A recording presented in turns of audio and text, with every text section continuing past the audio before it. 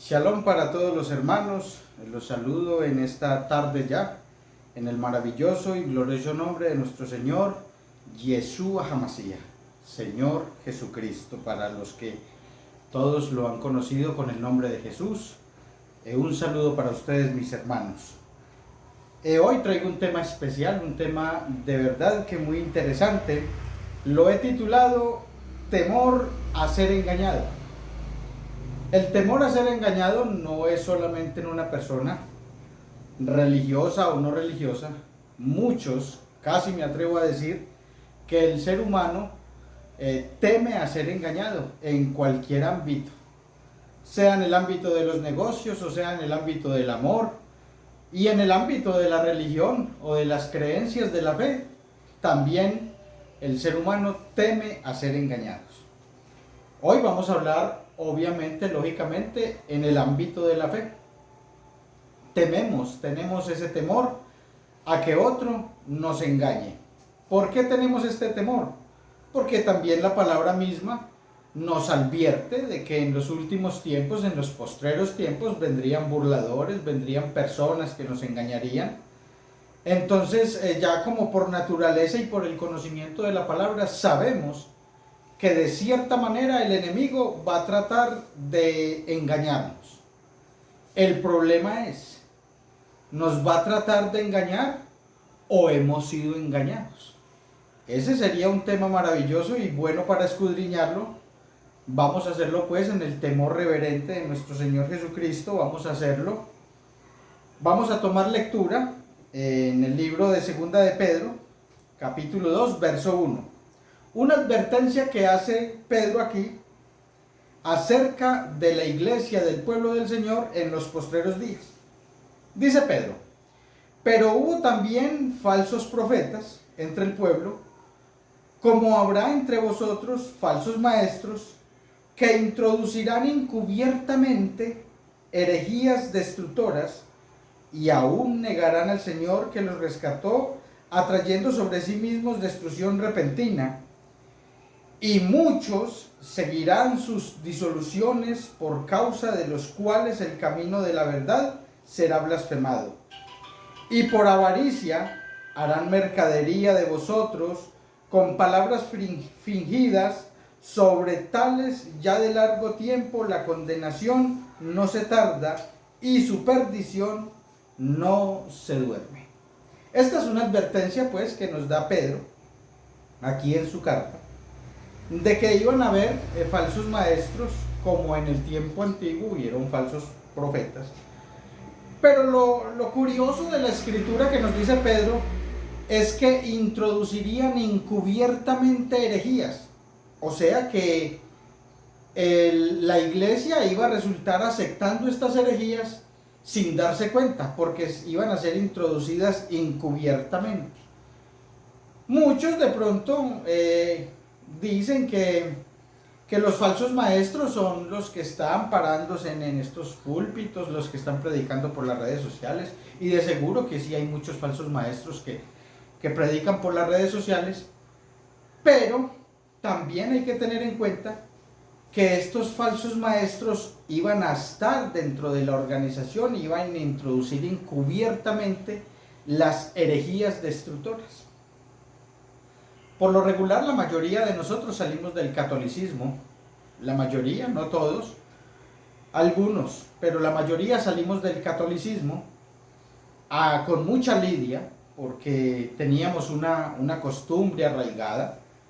Se cumple de hecho la palabra del Señor cuando dice: instruye al niño en su camino y aun cuando fuere viejo no se apartará de él. Muchos nacimos en el catolicismo y teníamos estas creencias arraigadas y casi no nos desprendemos de ellas. Aún viendo las escrituras, teníamos estas creencias y no nos podíamos apartar. Cuando comenzamos a entender de que no podíamos tener dioses ajenos, imágenes, que no podíamos llamar padre a ningún hombre en la tierra, que no podíamos confesarnos delante de los hombres, cuando comenzamos a entender todas estas cosas, fuimos dejando nuestras creencias católicas y de pronto fuimos entrando al cristianismo, fuimos entrando a alguna organización, alguna secta o denominación, del nombre de Jesús o que predicaran a Jesús y que no adoraran estas imágenes. Una vez ya instalados en la nueva creencia, en la nueva doctrina, entonces damos por sentado de que ya estamos en la verdad absoluta, porque salimos de allá de donde nos engañaban y entonces ya donde estamos damos por entendido de que ya estamos en la verdad absoluta y ya nos atrevemos nosotros a decir que todo el que predique algo diferente a lo que nosotros tenemos, pues entonces es que está tratando de engañarnos. Y de pronto llegamos al extremo de mirar alguna organización y decir que si la doctrina de esa organización no se conforma con la doctrina de nosotros, entonces esa no es la verdad, porque la verdad es la que indiscutiblemente tenemos nosotros. Eso hemos dicho. Pues ahora vamos a mirar si hemos sido engañados o no hemos sido engañados. Vamos a mirarlo por las Escrituras. Hay una forma de cómo saber si yo he sido engañado o no he sido engañado. Hay una forma de mirarla. ¿Cómo es? Poniendo a prueba aún hasta la misma fe que usted tiene en estos momentos con las Escrituras. Poniendo a prueba su misma organización con las Escrituras. ¿Por qué? Porque las Escrituras sin duda alguna es la que te va a llevar a la verdad absoluta. Entonces no podemos pretender que tenemos la verdad y que el otro está equivocado si antes no ponemos a prueba nuestra misma fe, nuestra misma creencia. Debemos de ponerla a prueba con las Escrituras, porque ella es la que definitivamente nos va a dar a luz la verdad y nos va a decir si hemos estado equivocados o si estamos correctamente en el camino. Primero que todo vamos a mirar, porque tenemos un ejemplo a seguir, maravilloso ejemplo, que es nuestro Señor Jesucristo, Yeshua el Mesías. Es el ejemplo de los hombres para alcanzar la salvación. Debemos de andar como Él anduvo. Él es nuestro referente, Él es nuestra meta, Él es nuestro propósito. Jesucristo es nuestro objetivo de caminar, de andar como Él anduvo. Entonces vamos a investigar en la Escritura un poco acerca de Jesús y de la doctrina de Jesús. Porque sin duda alguna Cristo tiene una doctrina. A medida que nos profundicemos en la doctrina de Jesús, entonces usted se va a dar cuenta, estimado hermano, si ha sido engañado o si el temor suyo se hizo realidad y no se había dado cuenta. Porque a nosotros nos da miedo que nos engañen, pero no hemos analizado si de pronto es que hemos estado engañados y no lo sabíamos. Libro de San Juan, capítulo 7, verso 16. Dice Jesús. Jesús le respondió y dijo: mi doctrina no es mía, sino de aquel que me envió. El que quiera hacer la voluntad de Dios conocerá si la doctrina es de Dios o si yo hablo por mi propia cuenta. Desde aquí vamos a partir. Lo que dice Jesús es que la doctrina que Él trajo no era la doctrina de Él. Era la doctrina de Dios, del que lo envió. Los apóstoles y los profetas sin duda estaban soportados, basados en esa doctrina. Y Jesús nos da a nosotros un consejo por medio de Pablo cuando nos dice: edificaos sobre el fundamento de apóstoles y profetas. Ese es el fundamento. El fundamento de ellos eran los mandamientos de Dios. Y esos mandamientos eran la doctrina de Jesús. Jesús le respondió y dijo: mi doctrina no es mía, sino de aquel que me envió. El que quiera hacer la voluntad de Dios conocerá si la doctrina es de Dios o si yo hablo por mi propia cuenta. Ahora, ya sabemos que Jesús vino con la doctrina que tenían los antepasados, nuestros padres, ¿sí? Isaac, Jacob, la doctrina que Dios había implantado en su pueblo desde tiempos memorables. Ya Jesús venía ratificándolas, venía cumpliendo los mandamientos y cumpliendo la ley. Vamos a mirar entonces Jesús cómo andaba. Acerca del cuarto mandamiento que está en las tablas de los mandamientos, el cuarto mandamiento es de apartar el día de reposo, de guardar su día santo. ¿Qué dice Jesús acerca de este día?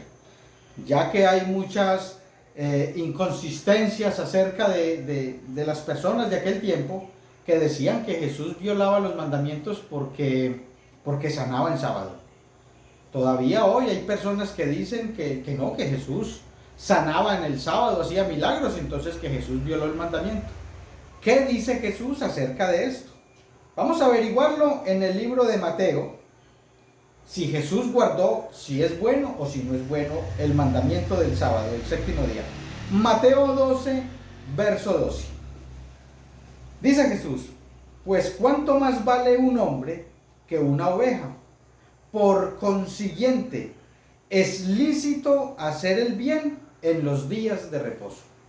O sea que Jesús está autorizando, está confirmando, está diciéndole al pueblo que hacer el bien, que hacer milagros, no es pecado.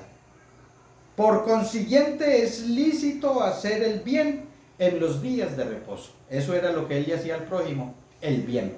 Cuando salía a hacer milagros, estaba haciéndole bien al prójimo. Bien, o sea que no quebrantó este mandamiento del sábado. Vamos a mirar también las fiestas, si Jesús las guardaba o no las guardaba. Mateo 26, 17. Tenemos aquí un referente acerca de las fiestas, de una de las fiestas del Señor. El primer día de la fiesta de los panes sin levadura, vinieron los discípulos a Jesús diciéndole: ¿dónde quieres que preparemos para que comas la Pascua? O sea que los discípulos le estaban preguntando a Jesús que en dónde quería pasar la fiesta de la Pascua. Efectivamente las guardó. No solo Jesús guardó las fiestas, sino que también sus discípulos, Pablo, muchos guardaron las fiestas. O sea que estamos confirmando la doctrina de Jesús. Ya sabemos que la doctrina de Jesús no era su doctrina, sino del que lo envió. La doctrina de Dios. Claro que sabemos que Jesús es el mismo Dios. O sea que Jesús guardó los mandamientos y cumplió la ley. Oiga, guardó los mandamientos y cumplió la ley. Que esto parece lo mismo. Guardar los mandamientos y cumplir la ley parece que fuera lo mismo, pero no es lo mismo. Guardar los mandamientos es una cosa y cumplir la ley es otra cosa diferente. Nadie pudo cumplir la ley, pero sí hubieron muchos que pudieron guardar los mandamientos. Eso de pronto en la cabeza de muchos de nosotros nos causa como un choque, porque pensamos que el guardar los mandamientos y cumplir la ley es el mismo asunto, pero no. Guardar los mandamientos y cumplir la ley es totalmente diferente. Miren, de pronto yo le voy a mostrar aquí en la palabra del Señor unos dos textos de personajes que guardaron los mandamientos, pero ellos no guardaron la ley, no cumplieron la ley, guardaron los mandamientos. Lucas capítulo 1, verso 5. Hubo en los días de Herodes, rey de Judá, un sacerdote llamado Zacarías, de la clase de Abdías. Su mujer era de las hijas de Aarón y se llamaba Elizabeth. Ambos eran justos delante de Dios y andaban irreprensibles en todos los mandamientos y ordenanzas del Señor. Miren esta pareja de esposos, que ambos eran justos delante de Dios y andaban irreprensibles en todos los mandamientos. Ellos cumplían los mandamientos. Ellos cumplían los mandamientos. Vamos a mirar otro personaje en el libro de Crónicas, segunda de Crónicas 17:3. Y Yahweh estuvo con Josafat, porque anduvo en los primeros caminos de David su padre, y no buscó a los Baales, sino que buscó al Dios de su padre, y anduvo en sus mandamientos y no según las obras de Israel. Anduvo en los mandamientos de Elohim, del Señor Dios Todopoderoso. O sea que sí habían personas que andaban en los mandamientos. Y el cumplir la ley, indudablemente, eso no es posible. Nosotros cumplir la ley no es posible. Solamente hubo uno que pudo cumplir la ley, y ese es nuestro Señor Jesucristo, Yeshua el Mesías. Cumplir la ley, ¿qué significa? Cumplir la ley significa pagar la deuda. Ya la ley había dado sin duda alguna una sentencia, un veredicto, y el cumplirla era pagar ese veredicto, esa sentencia que la ley ya había establecido. Por eso no es lo mismo cumplir los mandamientos, guardar los mandamientos o cumplir la ley, por eso no es lo mismo. Porque si hubieron hombres que guardaron los mandamientos, pero no hubo quien cumpliera la ley. ¿Por qué? Porque la ley daba una sentencia para todo pecador y todos fuimos pecadores. Todos de alguna manera o de otra, así guardaron los mandamientos, en un momento dado, siempre cometemos pecado voluntario o involuntariamente. Como todos pecamos, todos estábamos destituidos de la presencia del Señor, entonces la ley ya había dado esa sentencia de muerte. Por eso se hacían estos sacrificios en el Antiguo Testamento. Habla la palabra de Dios de unos sacrificios, de unos corderos, que a través de estos sacrificios se expiaba el pecado. Nadie, como ser humano, era limpio de corazón y puro y perfecto de caminos para este sacrificio. Jesucristo, Yeshua vino, cumplió los mandamientos al pie de la letra sin pecado, y como cumplió los mandamientos sin pecado, estaba listo para un sacrificio que solamente podía cumplirlo un ser que no tuviera pecado y que andara irreprensible en los mandamientos. Por eso es que Jesús no violó ningún mandamiento. El que nos diga esto es una gran mentira. No violó ningún mandamiento, caminó justamente en todos los caminos, y aparte de esto fue el único que pudo cumplir la ley pagándola. Dice Colosenses 2:13: y a vosotros, estando muertos en pecados y en la incircuncisión de vuestra carne, os dio vida juntamente con él, perdonándonos todos los pecados, anulando el acta de los decretos que había contra nosotros, que nos era contraria, quitándola de en medio y clavándola en la cruz. Esa era la única manera de cumplir la ley, pagar lo que la ley sentenciaba.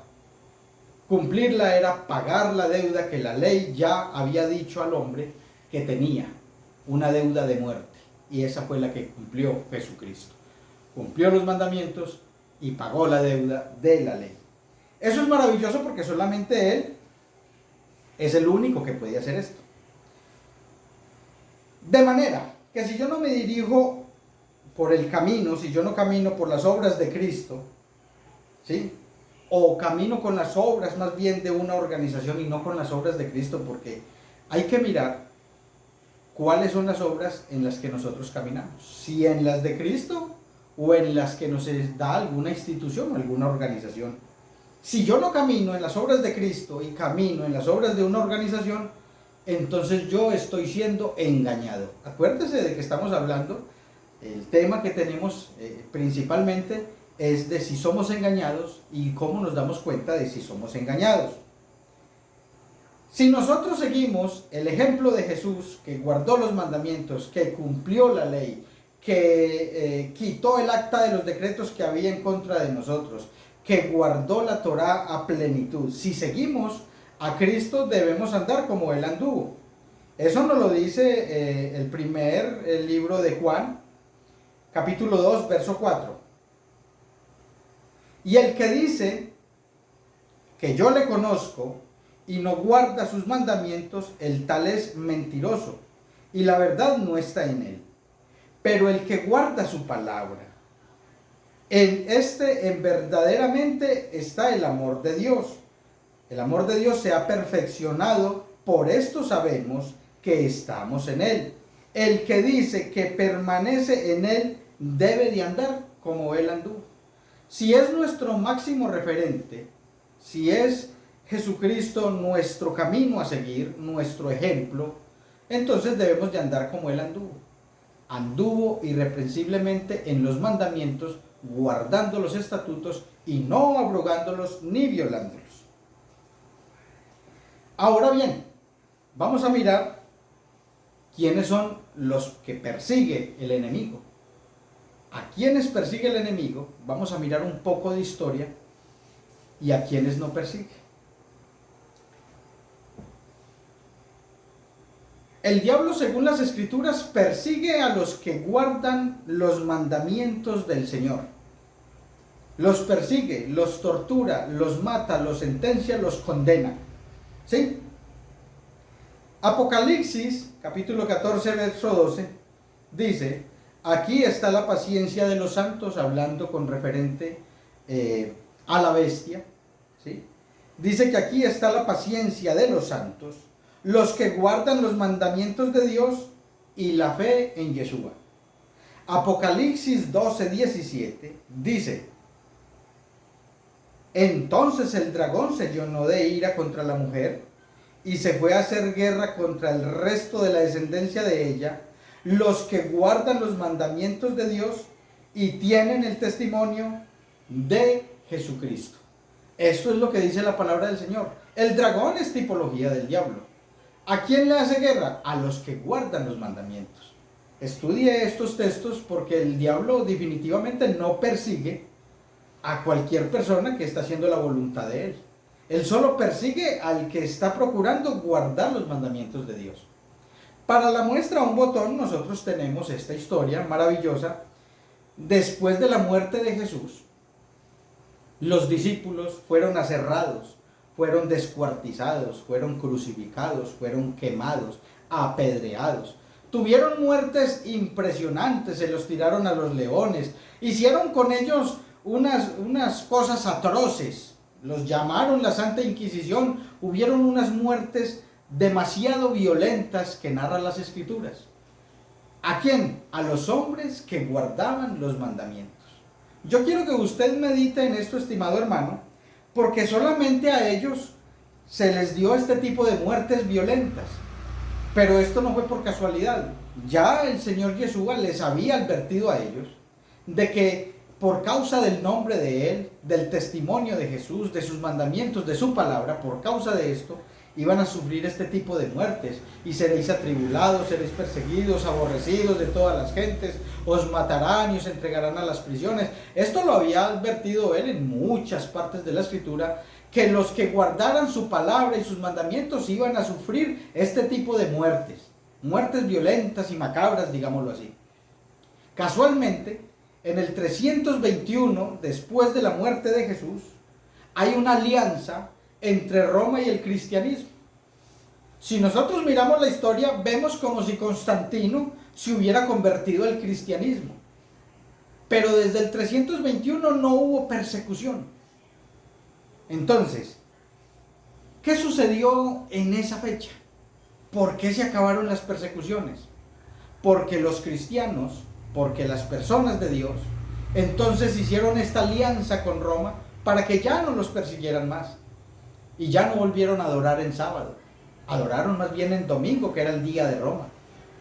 Supuestamente Constantino se convirtió al cristianismo, pero los cristianos, los seguidores de Yeshua, fueron los que dejaron los mandamientos. Roma no los dejó. Roma continuó con sus dioses. El cristiano, el seguidor del camino, los que morían por estos mandamientos, por esta palabra, por no ser perseguidos, entonces hicieron esta alianza y dejaron el día santo del Señor, el cuarto mandamiento, sagrado, sublime. Es un día especial para el Señor.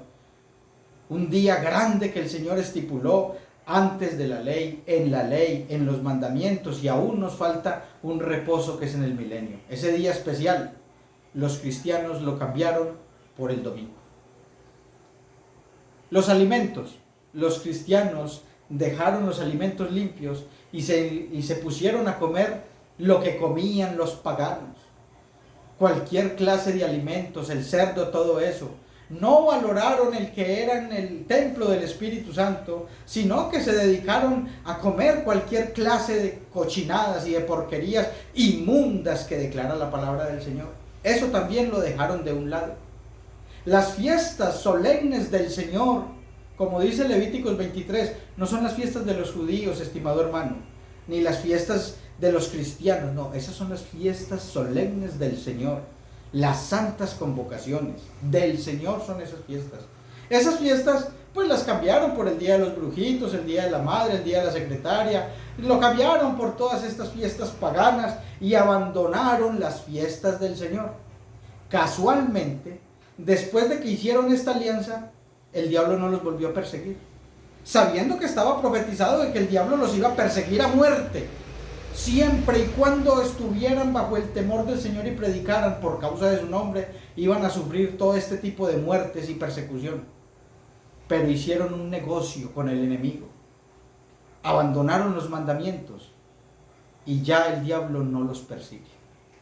Después de mucho tiempo, los cristianos católicos, algunos fueron despertando de este dominio romano, y entonces nacieron los protestantes, y algunos se salieron del catolicismo, dejaron y abandonaron los ídolos, las imágenes, y abandonaron todas estas cosas y salieron a organizaciones diferentes, y algunas tienen a Jesús como Dios Todopoderoso, y los felicito, gloria al Señor, porque yo 24 años estuve en una organización donde adorábamos a Jesús como nuestro Dios y Salvador, y le doy gracias a Dios por esa oportunidad que me dio de conocerlo en esta organización.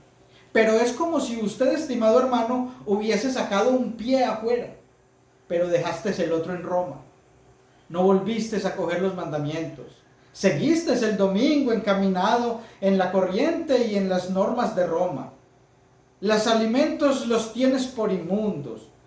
Todo lo del Señor, eso es normal. Él dice que es normal y entonces lo comen. Es una manera de despreciar el mandamiento de Dios acerca de estos alimentos inmundos.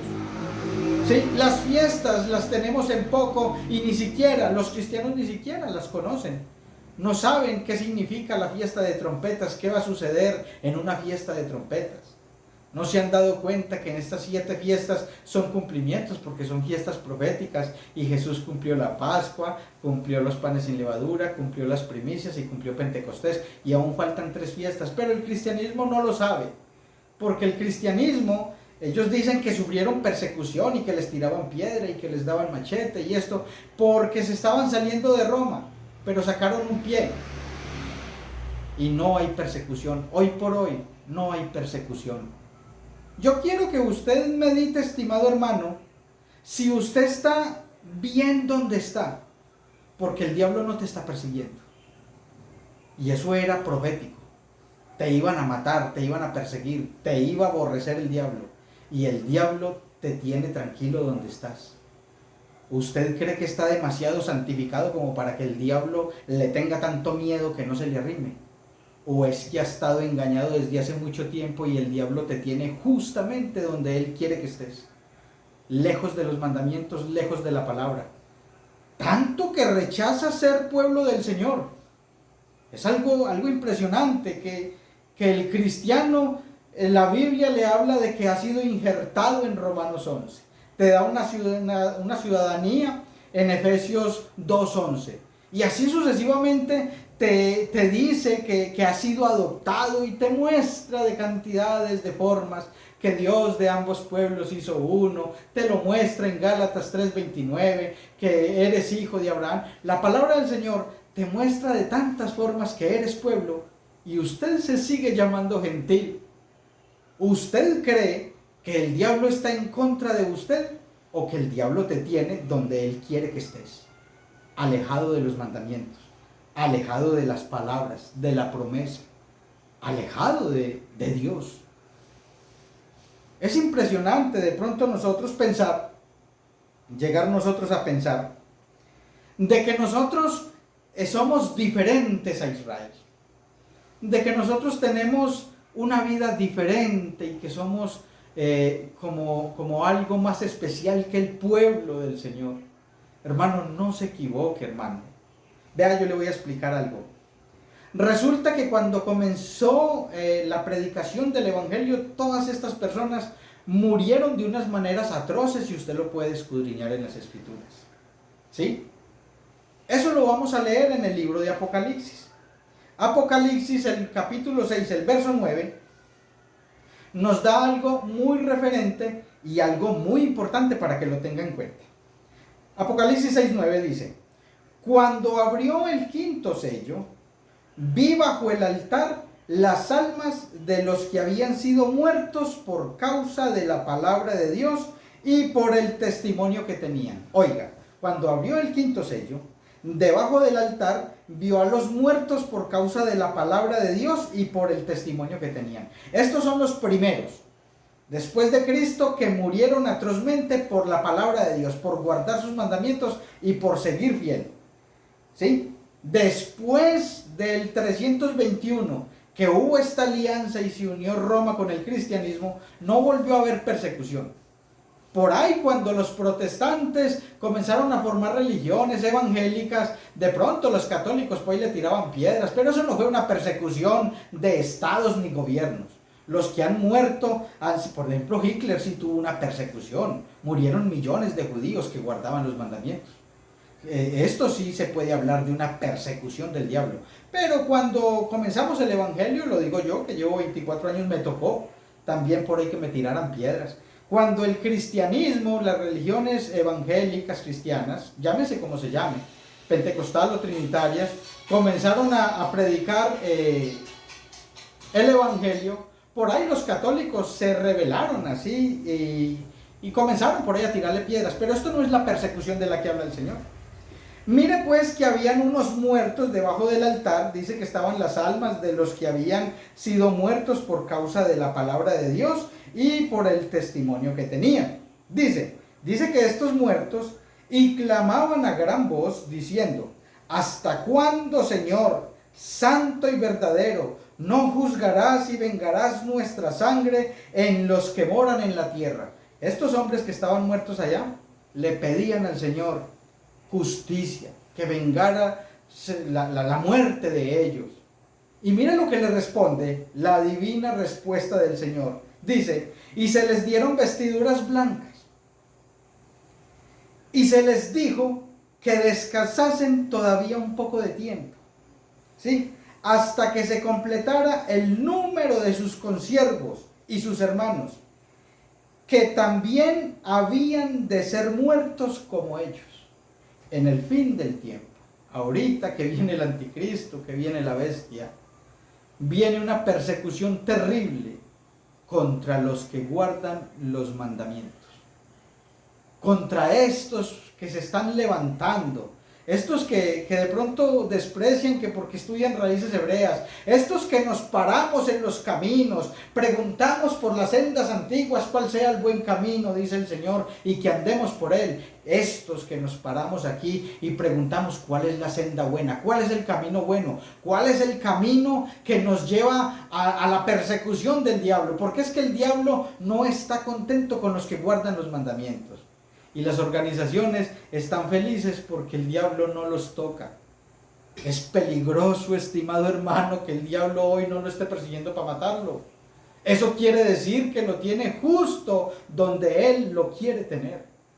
Pellizques, estimado hermano, escudriñe las escrituras. No te estoy apartando, no te estoy alejando, escudriñe, porque la escritura le dice si te están engañando o si es que has estado en un engaño durante mucho tiempo. Eso es lo que te dice la escritura. El enemigo persigue y va a perseguir a los que guardan los mandamientos, solamente a esos.